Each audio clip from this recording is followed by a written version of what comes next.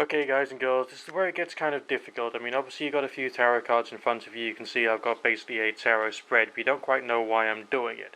So I'm just going to try and explain why I've got these cards out, why I put them in this particular sequence, and what I'm hoping to try and achieve. You see, strange inquiries come through like buses, okay? You can spend like quite a long time without getting any really strange inquiries. All of a sudden, bam, bam, bam, you suddenly get 3 or 4 of them all at once. And I've had about 3 different inquiries about spell casting, which is something I don't typically sell. This particular client was very insistent. So I have to go through certain stages. The first is to tell the client that there is no guarantee that there is going to be any kind of success or results as a result of the spell casting, and to make sure that the customer is happy with that. Okay, because what I'm proposing to do is to spend a bit of time doing an exercise, taking up my time, so of course I'm going to charge for my time, which means that there is a financial loss with a possibility of a 0 reward or result. So, I've got to make sure that the financial expense is not going to hurt the customer. I've got to make sure that, they are aware that nothing might happen. I mean, essentially doing all this weird stuff is peculiar because I can do something that I don't believe in, and all of a sudden something weird happens, or someone calls me up a few months later and says, that thing that you did, it actually happened. And that kind of like stun you a little, like almost like a stone between the eyes, But never mind. I mean, from a theoretical point of view, we can't actually say that there's any hard and fast results.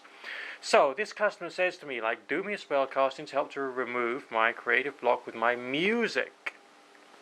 So I thought, okay, the kind of energy we're looking for there is mercurial. We've got the wonderful magician card from the book of Thoth Tarot. Okay, so as part of my meditational exercise, we're going to have that one there. And also a question of achieving something that they've always wanted, so that's why we got the star card there. So what I'm doing is I'm creating like a sentence based upon symbols, which is like a story about what, they're trying to achieve. In order to get there, okay, we've got to go through various different stages, like being in the right state of happiness and being patient for the results, okay? So, calm, relaxed, anticipating celebration, but not anticipating it too much, if you get my drift.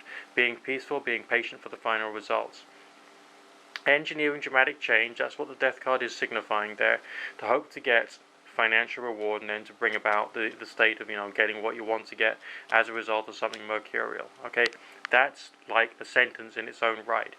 So the spell casting, in inverted commas, in quote marks, so to speak, okay, is going to be a question of going through all of these by way of meditation, one at a time. And I'll be doing some chanting, some visualizing, going through these things in sequence. And so essentially I'll be taking the time in which I'll be doing the spell casting or doing the meditation itself to be the sigil in its own right. As a result of that, the message will be out there, and I'll then be able to, make the statements at the end of it. I mean, this is the way it always seems to operate. Well, as I say, seems to operate. Obviously, we don't know. But some strange things seem to happen if you raise energy, so to speak, through your chanting, your meditation, your prayers, and so on and so forth. You make sure your chanting, meditation, prayers, visualization, and everything has got the same kind of meaning associated with it, which is what we're doing here using the symbols, okay? And then to make a statement at the crescendo, make a wish, so to speak, just like that moment when you toss the coin into the wishing well saying, I wish for, but essentially you're doing a workup before then to bam, the point whereby the result is supposed to be occurring, or that message is sent out like a meme into the universe for the purposes of hoping to bring about that final result.